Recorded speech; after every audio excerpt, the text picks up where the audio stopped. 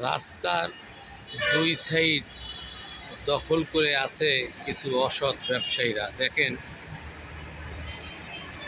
র্যাঙ্কের গাড়ি, micro private যারা ব্যবসা করে কিভাবে রাস্তা দখল করে গাড়ি পার্কিং করে আছে।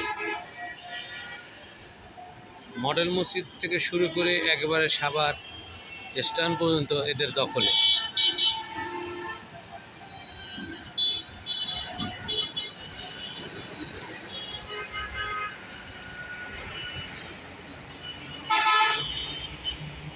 এই পাশে রয়েছে ল্যাব জেনারেল হাসপাতাল। এখানেও দেখেন রাস্তার ফুটপাত দখল করে হাসপাতালের সামনে কিভাবে গাড়ির পার্কিংয়ের জায়গা বানাইছে। মানুষ চলাচলের বিঘ্নিত ঘটে।